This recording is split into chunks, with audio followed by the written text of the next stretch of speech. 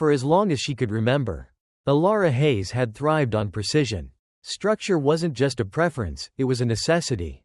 A finely tuned mechanism that kept her life in perfect balance.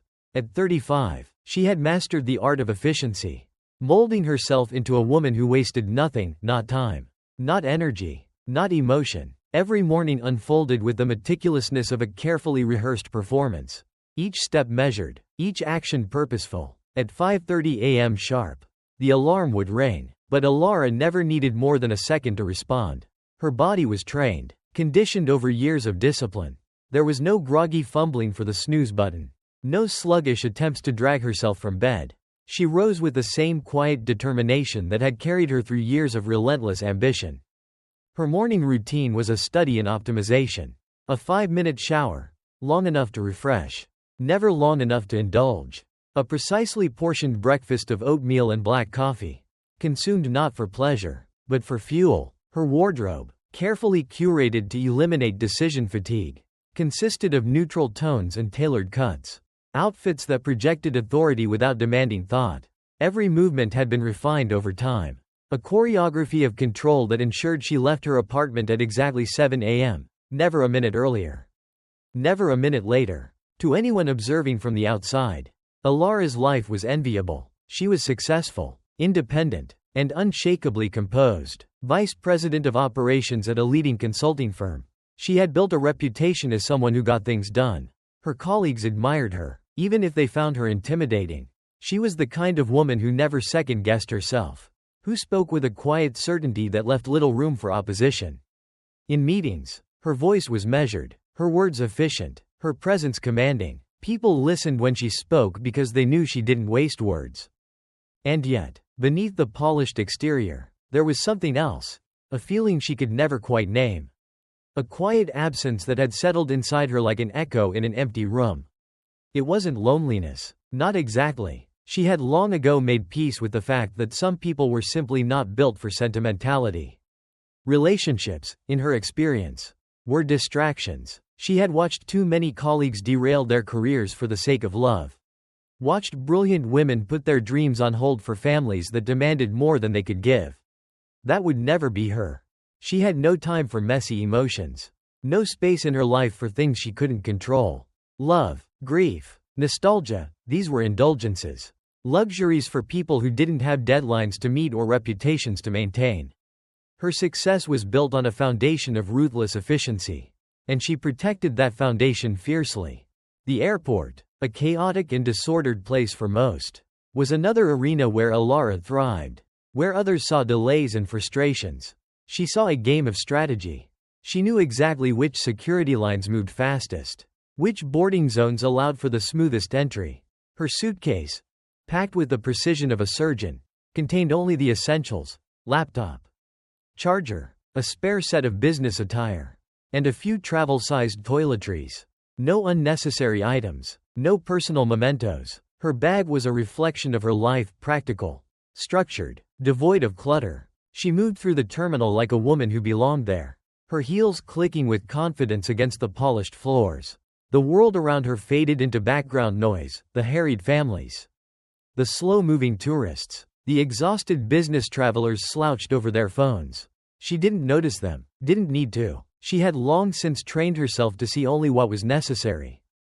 By the time she reached her gate, she was already mentally cataloging the day ahead, emails to answer, presentations to revise, a strategy session in the afternoon.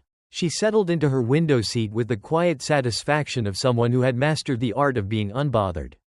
There was something oddly comforting about existing above the world, detached from its distractions, immune to its complications. Up here, in the hum of the aircraft cabin, everything was manageable. And yet, lately, the feeling of unease had been creeping in. A faint, persistent sensation that something was missing, not something tangible, not something she could fix with a spreadsheet or a well-executed plan, but something that lingered in the quiet moments between tasks. It was there in the silence of her apartment late at night, when she lay awake staring at the ceiling, her body exhausted but her mind unwilling to rest. It was there in the hollow victories, the promotions that brought status but no satisfaction, the deals won that left her feeling nothing but tired. She had always told herself that this was the price of success. That emptiness was a small cost to pay for control. That she didn't need what other people needed. But then why did it feel like something inside her was unraveling? Thread by thread? Why did she keep catching herself staring at strangers in airports? Watching the way they laughed. The way they held hands. The way they existed with a kind of effortless presence she couldn't seem to grasp? She shook the thought away as quickly as it came. This was not the time for sentimentality. There was work to do. Flights to catch. Deadlines to meet. And yet, as the plane lifted into the sky, a new and unwelcome thought settled in her mind. What if, despite everything she had built, despite all the years of careful planning and ruthless ambition, she had been missing something all along? The airport was alive with movement. A pulsing, chaotic current of bodies and voices. Yet Alara Hayes moved through it like a blade slicing through water, unwavering. Unhindered. Untouched. Her pace was swift. Her steps measured. She had done this 1,000 times before. Airports, for all their unpredictability, were predictable to her. She knew their rhythm, their weaknesses, their inefficiencies, and how to navigate them with the precision of someone who had spent her entire adult life mastering control. Her fingers curled around the handle of her sleek, black carry-on, her mind already 10 steps ahead. Security had taken exactly 6 minutes. Just as she'd estimated, her gate was only a 4-minute walk from here. And if she boarded early enough, she could secure overhead space without dealing with the frustratingly slow shuffle of last-minute travelers. Efficiency was her currency, and she refused to be short-change.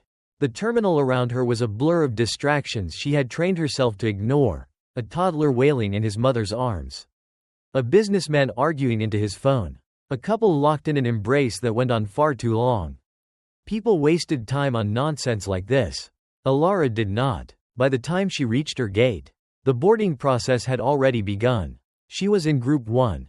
Of course, priority boarding was not a luxury, it was a necessity. The fewer delays, the better. As she stepped forward, presenting her pass with the detached air of someone who had done this too many times to count. Her mind had already shifted to her next task, reviewing the quarterly financials the moment she was seated.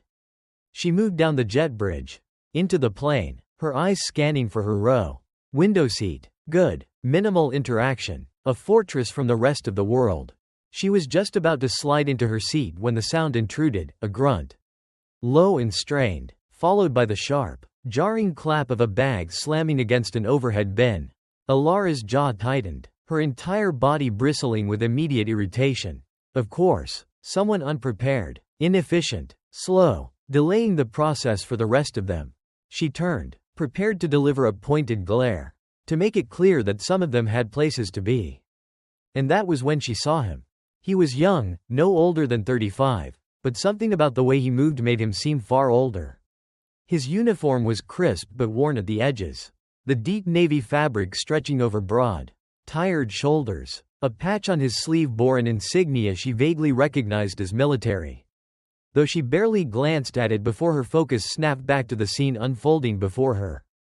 He was struggling. His duffel bag, large, military-issued, heavy with something more than just belongings, refused to cooperate. He adjusted his stance, grimacing slightly, his body shifting with the kind of effort that suggested pain, exhaustion, or both. Alara's irritation hardened into something sharper, colder. The plane was already running 5 minutes behind schedule.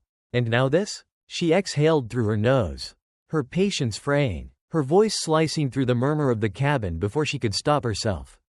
Are you going to hurry up? She snapped, her tone sharp, impatient, dismissive. Some of us have places to be. For a moment, the words hung in the air, razor sharp and unkind. The man froze, his hands, still gripping the bag, went still. Slowly, he turned his head just enough that she could see his face. And that was when something shifted, something small, almost imperceptible, but undeniable. He didn't glare at her, didn't snap back with irritation of his own. Instead, his expression remained unreadable, but his eyes held something that made Alara's stomach tighten in an unfamiliar way. Discomfort, weariness, something deeper, heavier. It was the look of someone who had carried too much for too long, who had endured more than anyone had the right to demand of them. And she had just made it worse. The soldier, because he was clearly a soldier, not just a man with a heavy bag, gave her a curt nod, his face betraying nothing. Then, without a word, he turned back and hoisted the bag into the bin with renewed speed. As if to appease her impatience, Alara forced herself to look away, to sink into her seat, to open her laptop and pretend the moment had never happened. It was nothing but an insignificant exchange with a stranger she would never see again. And yet, as the engines roared to life, as the plane shuddered and lifted into the sky, the words she had so easily, so thoughtlessly spoken echoed in her mind like a misstep on a tightrope. Some of us have places to be. A sentence so absurd now that she knew, truly knew, who she had spoken to.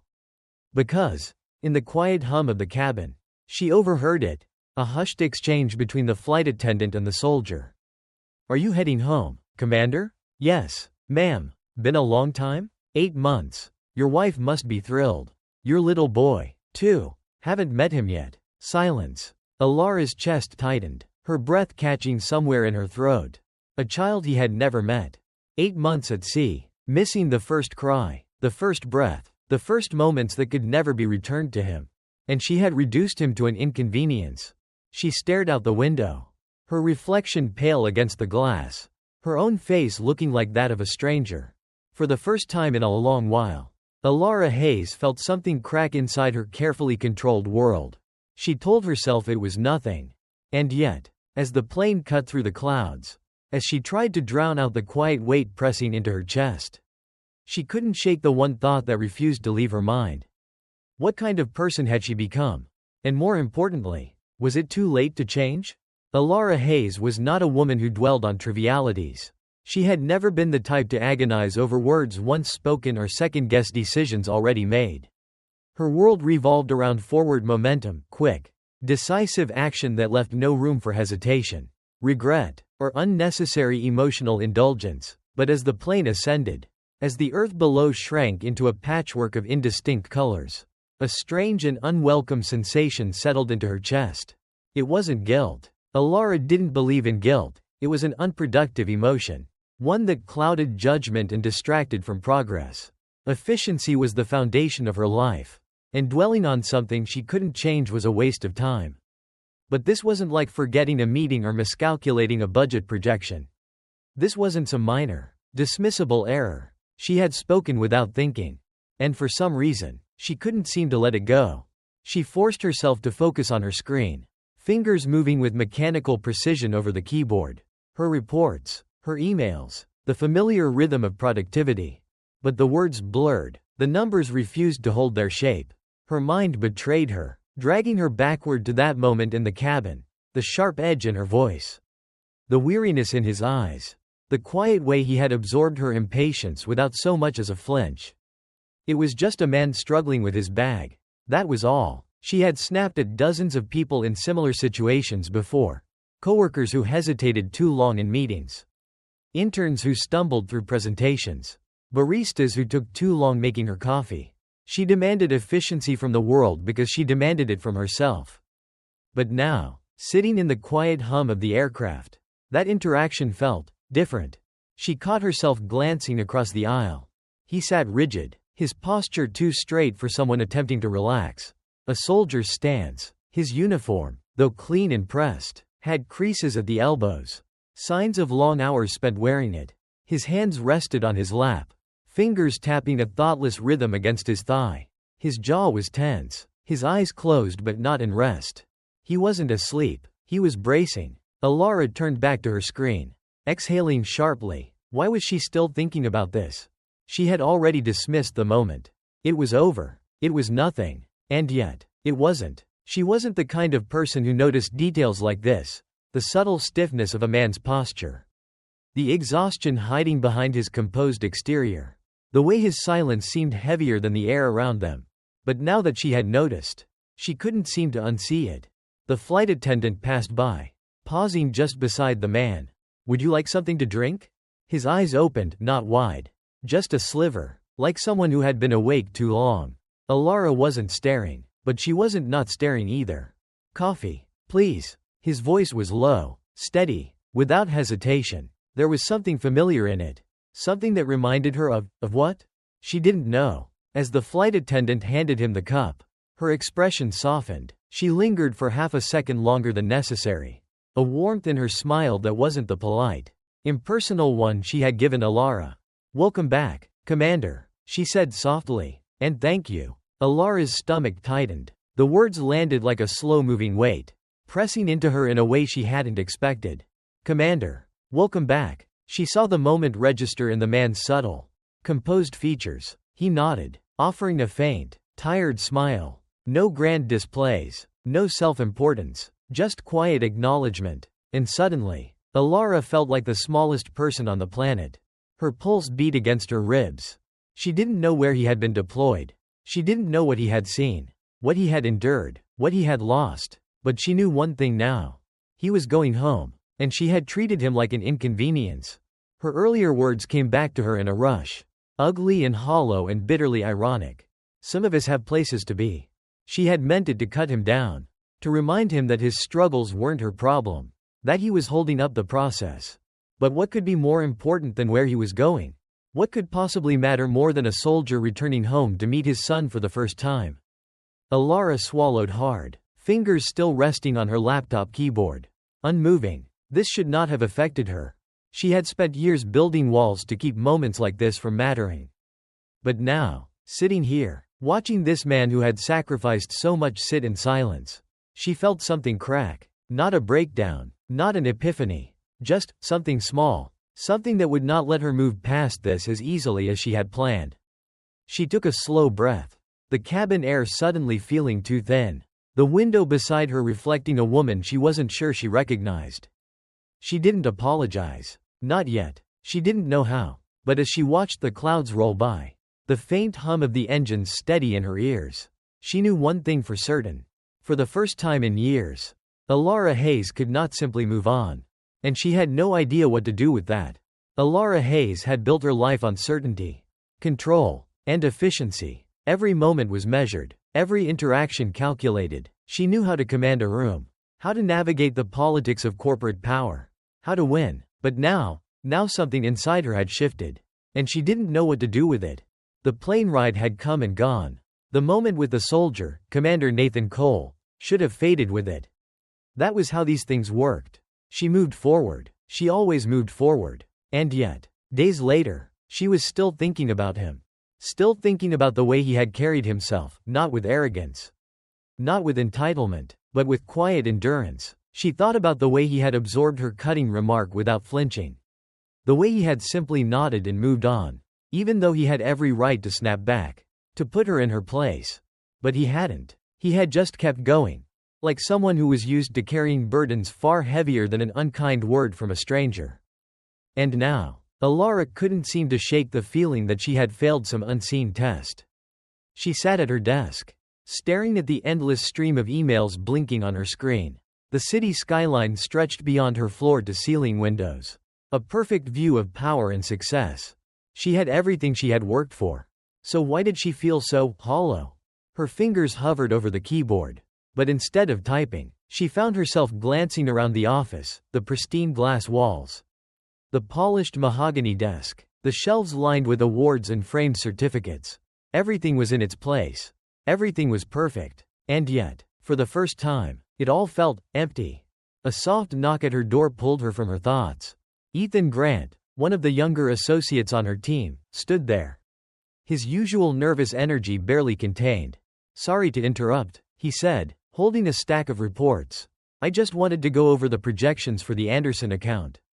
Alara nodded, gesturing for him to sit. Routine, structure, something solid to focus on. But as Ethan spoke, she found herself watching him instead of listening. Noticing the slight tension in his shoulders.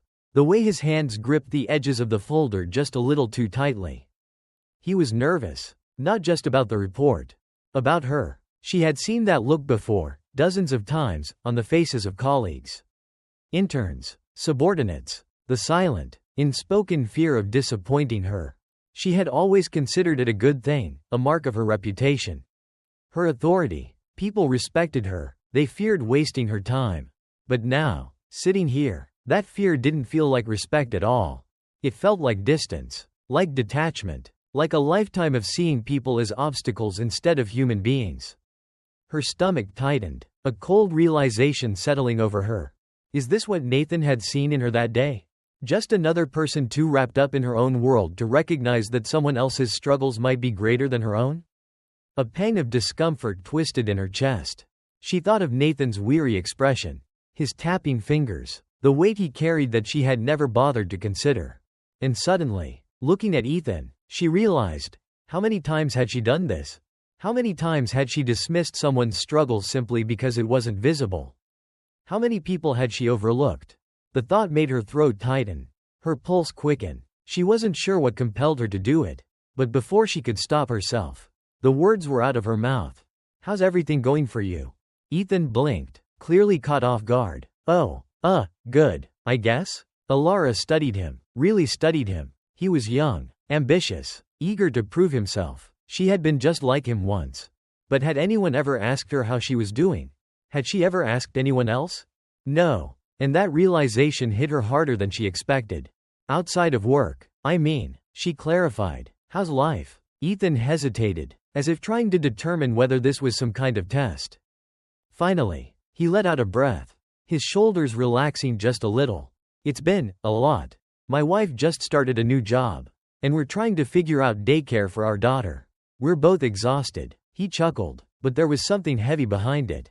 Feels like we're barely holding it together some days.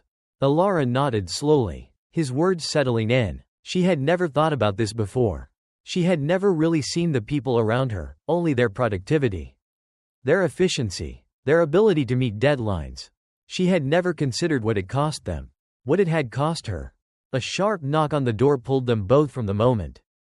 Margaret Tanner, her boss, stood in the doorway, polished, poised, powerful, the version of herself Alara had once aspired to be. Alara, a word? Ethan took that as his cue to leave, nodding a quick thanks before stepping out. Margaret didn't sit. She didn't waste time with pleasantries. She never did. The board has approved your promotion, she said briskly. You'll be moving up to senior executive. Congratulations. Alara should have felt victorious. She had worked for this for years. But as Margaret spoke, all she could think about was Nathan Cole. His quiet exhaustion. Ethan Grant. His tired but hopeful voice. Her own life. What had she really been chasing? Margaret was still talking, but Alara wasn't listening. For the first time in her life, she didn't know if she wanted this. The thought should have terrified her. Instead, it felt like the first honest moment she'd had in years. She looked at Margaret, words forming in her mind before she fully understood them. She could still take the promotion, still move forward, still pretend nothing had changed. Or, she could finally face the truth. The walls she had built were starting to crack. And this time, she wasn't sure she wanted to rebuild them. Alara Hayes had spent years mastering the art of distance, the kind that kept her at the top of her field. Unshaken by the emotions or struggles of those around her. She had built walls so high and so strong that nothing, not even doubt, had ever been able to climb them. Until now, the moment she had walked into the office that morning, the weight of her own self-awareness had followed her. The air felt different. The walls of her glass-walled office, which once symbolized power and status, now felt like a cage made of reflection, forcing her to see herself too clearly. She had spent years measuring productivity, efficiency, results, but not people. She had always told herself that it wasn't her job to care about the lives of her employees. That the strongest teams functioned like well-oiled machines, not fragile collections of emotions and struggles. And yet, as she sat at her desk, scrolling through emails she had no interest in answering, she couldn't stop thinking about Nathan Cole, about the weight of exhaustion in his eyes, about how he had carried so much without complaint, about how easily she had dismissed him before realizing the depth of his story.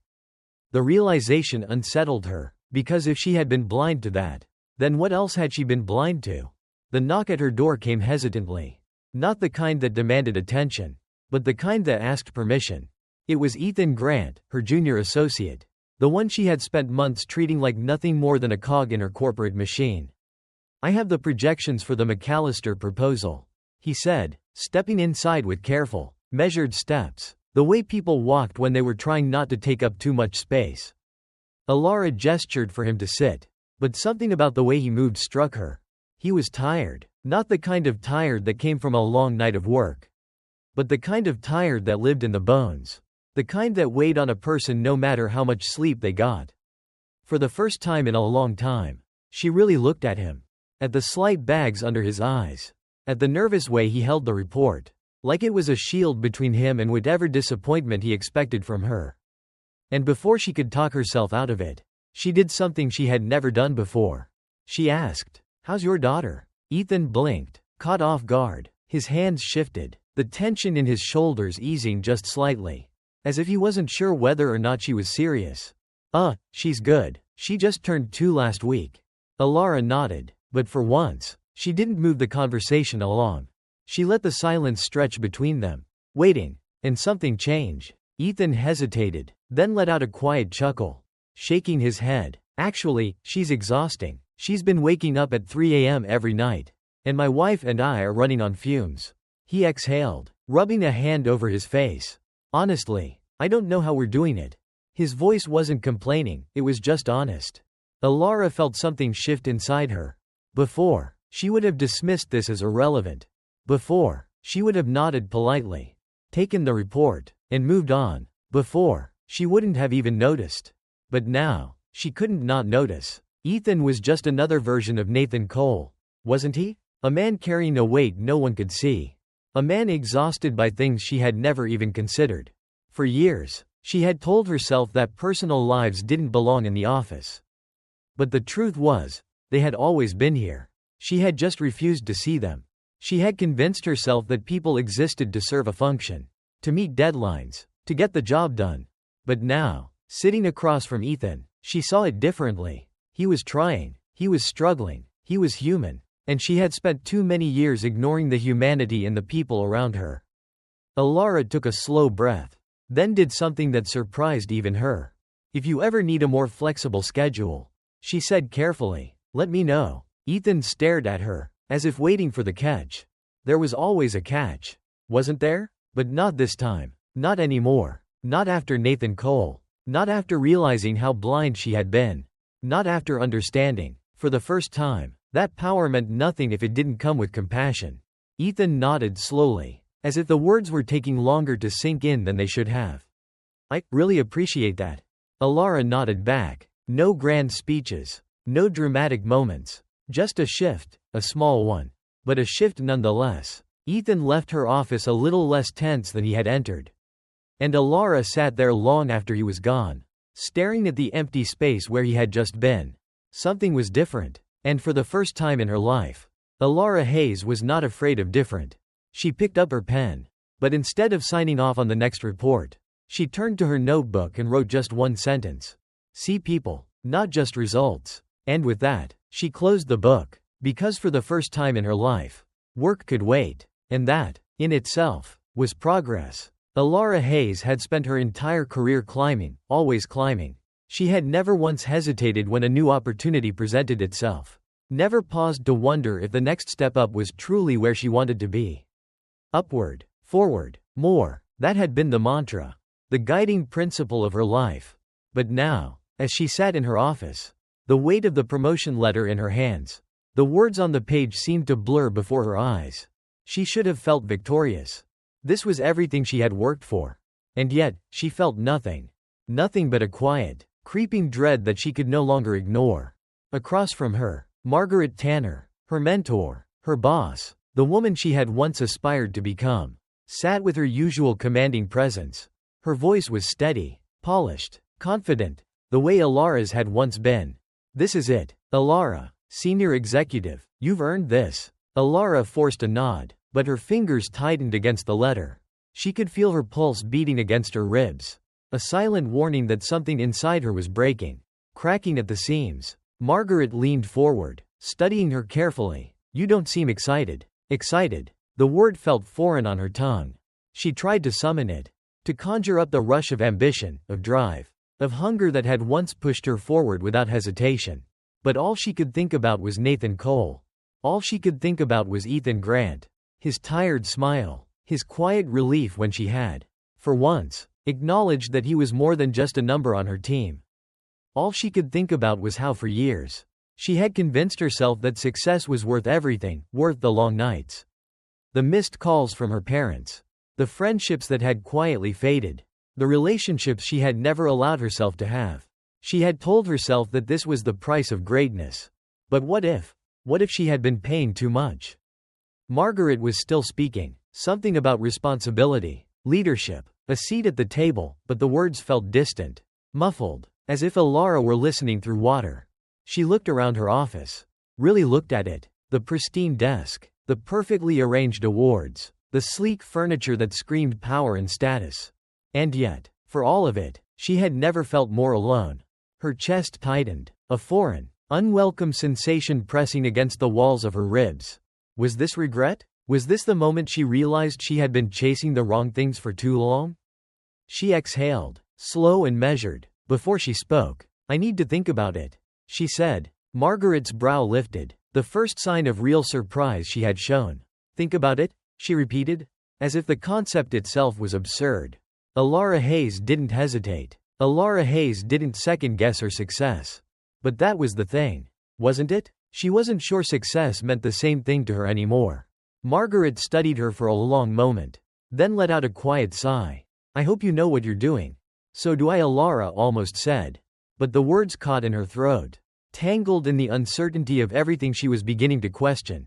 Margaret left the office, leaving Alara alone with the weight of the decision that felt like it was reshaping her from the inside out. She stared down at the letter. The title, Senior Executive, standing out in bold, black print. She had spent her whole life fighting for this. And now, for the first time ever, she wasn't sure she wanted it. A part of her wanted to ignore the feeling, to push it down, to pretend that she was still the same person she had always been. But she wasn't. She had changed. And once you begin to see things differently, you can never go back. She thought about Nathan's quiet strength. She thought about Ethan's exhaustion. She thought about herself, the version of her that had once believed success was the only thing that mattered.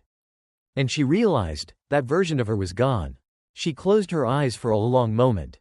And then, with a quiet certainty she hadn't expected, she folded the letter in half. Then again, until the words were hidden beneath the creases. And with that, she set it aside. Because for the first time in her life, she was ready to stop climbing. And for the first time in her life, she was ready to start living. Alara Hayes wasn't sure what she was doing here. The community center was nothing like the grand venues she was used to, no polished marble floors, no catered appetizers, no suits and designer dresses gliding through the room with carefully crafted smiles. Instead, the space was warm, filled with a quiet hum of conversation, the air thick with the scent of coffee and homemade food. Families gathered in clusters, children ran between tables, and people laughed, genuine, unpolished laughter, the kind that wasn't about appearances but about something deeper. Alara had never been to an event like this before. A fundraiser for military families. She had seen the flyer online, hadn't even planned on reading it, until she had seen a name listed under returning honored guests. Commander Nathan Cole. Her fingers had hesitated over the screen. She shouldn't have cared, but she had. And now, standing here, uncertain and out of place, she realized she had spent so much of her life belonging everywhere and yet nowhere at all. She moved cautiously through the room, feeling like an outsider in a world she didn't understand. Tables were set up with photographs, stories printed on simple white paper, stories of deployments, sacrifices, reunions, and loss. She stopped at one, her eyes scanning the words beneath a familiar face. Commander Nathan Cole. The picture was different from how she remembered him. Here, he was in full dress uniform, his expression solemn, the weight of responsibility clear in his features. The short bio beneath his name listed his most recent deployment, 8 months at sea, and one final line that made Alara's breath catch in her throat. Returning home to meet his son for the first time. A quiet ache settled in her chest. She had known, of course, had overheard it on the plane, but seeing it here, written in plain text for the world to read, made it real in a way that hit her deeper than she expected. She had treated him like an inconvenience, and he had never once defended himself. Alara? The voice behind her was familiar, steady, but touched with surprise. She turned, and there he was, Nathan Cole, out of uniform now, dressed in a simple sweater and jeans. but still carrying that quiet presence. That calm steadiness that made the rest of the world feel too loud. He looked different, lighter, maybe, or maybe she was the one who had changed. Nathan, she said his name carefully, like it was something delicate. I didn't expect to see you here. He let out a small laugh. A tired but real one. Well, it'd be a little strange if I wasn't. Alara felt warmth rise to her face. Of course, this was his world, not hers. He studied her for a moment, and she wondered what he saw. Did he see the woman who had snapped at him in irritation? Or did he see the one who was still trying to understand the weight of what she had ignored for so long? What brought you here? He asked, his voice careful but kind. Alara hesitated. What was she supposed to say? That she had come because he had unsettled something in her? Because he had been a mirror she hadn't wanted to look into? Because for the first time in her life, she was seeing people instead of just passing through them? She wasn't sure how to explain any of that. So instead, she said the simplest truth. I wanted to understand. Nathan's gaze didn't waver. He didn't fill the silence with empty words. And for the first time, Alara didn't either. She let the quiet settle between them. And it didn't feel uncomfortable. It felt right. Nathan glanced around the room, then back at her. Would you like to meet my family? Alara's throat tightened. She hadn't expected that. She wasn't sure she deserved it. But then she nodded. I'd like that. He led her across the room, weaving through people who greeted him with smiles, nods, quiet words of appreciation. She had never realized how much respect he carried, not the kind that came from rank or orders, but the kind that was earned in ways that didn't need to be spoken. And then, there they were, his wife, a woman with warm eyes and a soft smile, and in her arms, a baby. Nathan reached for the child with the kind of gentleness that made Alara's heart ache. His son. The baby blinked up at him, tiny fingers curling around Nathan's thumb. Alara swallowed hard, something breaking inside her in the best way. She had spent so much of her life thinking strength meant never pausing, never letting emotions get in the way. But this was strength. This was what mattered. Nathan looked back at her. The baby nestled in his arms, and something unspoken but understood passed between them. He had carried his weight, and now, for the first time, Alara was ready to carry hers. Alara Hayes had spent most of her life measuring success by how much she could control. Every step was planned, every decision calculated. There had never been room for uncertainty, only forward momentum. For years, she had prided herself on her ability to stay ahead of the curve, to anticipate problems before they arose, to never let emotions slow her down. But now, for the first time in her life, she was learning that the things that truly mattered couldn't be controlled. They had to be felt. It had been weeks since the fundraiser. Weeks since she had looked into Nathan Cole's steady eyes and realized that everything she had believed about strength, about purpose, about what it meant to truly live, had been incomplete. She had gone home that night and sat in her apartment for hours, staring at the skyline, the city lights blinking like silent metronomes, measuring the time she had spent chasing something she wasn't even sure she wanted anymore. She had turned down the promotion. Margaret had called her twice since then, once to try and talk her out of it, and the second time with a clipped, "Professional, I hope you know what you're doing," before she hung up.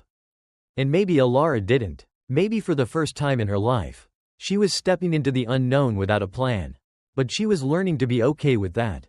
She had made small changes first, subtle things no one else might have noticed. But that had felt monumental to her. She started taking the longer route home, walking instead of calling for a car, watching the people around her instead of burying her head in work emails. She started going to the little cafe on the corner instead of the corporate one near her office, where people sat and read books, where strangers actually talked to one another instead of scrolling through screens. She started listening to Ethan, when he mentioned how his daughter had said her first full sentence last week. To the receptionist, whose mother had been sick for months, something Alara had never even noticed before. To the barista who made her coffee, who had once been just a faceless service worker but was now a person with dreams of opening her own bakery. For so long, she had been blind to the world happening around her. She had seen people as moving pieces in a game, obstacles to navigate around, distractions from the only thing she thought mattered, success. But now, she realized, success without meaning was just an empty race with no finish line. She had built a fortress around herself, convinced that detachment was strength, that she didn't need anyone, and no one needed her. But that had been a lie. One she had told herself for so long that she almost believed it. Until now. One evening, as she sat outside the cafe, a familiar voice pulled her from her thoughts. "Didn't think I'd run into you here." She looked up, and there he was. Nathan Cole. He wasn't in uniform this time. Just a simple jacket, a coffee in hand, his expression just as steady as she remembered. "Nathan," she said, standing, "it's good to see you." He gestured to the seat across from her. "May I?" She nodded, and for a moment, they just sat there. No urgency, no agenda, just two people who had once been strangers. Now something else entirely. "So," he said, taking a sip of his coffee, "how's life?" Alara let out a quiet laugh, shaking her head. It was such a simple question. But for the first time in years, she actually had an answer. "Different," she admitted, "but better." Nathan studied her for a moment before nodding. "I believe that." She hesitated, then spoke the thought that had been lingering in her mind for weeks. "I think I was asleep for a long time." Nathan didn't respond immediately. He didn't fill the silence with meaningless words. Didn't rush to fix what wasn't meant to be fixed. Instead, he just nodded, like he understood. Because he did. "So what now?" he asked. Alara exhaled, looking out at the city, at the lives moving around her. For the first time in a long time, she wasn't thinking about deadlines, or meetings, or strategy. For the first time, she wasn't calculating her next move like a chess player trying to stay 10 steps ahead. For the first time, she was just here. "I don't know," she said. Then, a small smile. "And I think that's okay." Nathan smiled back. And that was enough. The lesson in Alara's story. What we can all learn. Alara Hayes' journey wasn't about a grand, cinematic moment of change. It wasn't about a dramatic reinvention or throwing her entire life away. It was about small, intentional changes, about learning to see people instead of just passing through them. About recognizing that success means nothing if you have no one to share it with. So many of us go through life like Alara once did, focused on the next goal, the next promotion, the next achievement. But what about the moments in between? What about the barista who knows your order by heart? What about the colleague who stays late but never complains? What about the soldier struggling with his bag on the plane, carrying a weight you'll never understand? We are so quick to move through life. But maybe it's time we start living it instead. So today, take a moment, look around, listen, ask someone how they're doing, and mean it. You never know whose life you might change. And maybe, just maybe, it'll change yours. 2. If you loved Alara's story, here's what to do next. If this story resonated with you, if it made you stop and think, don't just keep it to yourself. Like this post to show support for Alara's journey. Comment below. What was your biggest takeaway from Alara's story? Have you ever had a moment that changed the way you see the world? I want to hear from you. Subscribe to the channel so you don't miss future stories that will make you think, feel, and maybe even change the way you live. Because stories aren't just entertainment, they're a way for us to see ourselves, to grow, to connect, and who knows, maybe the next story will be the one that changes you.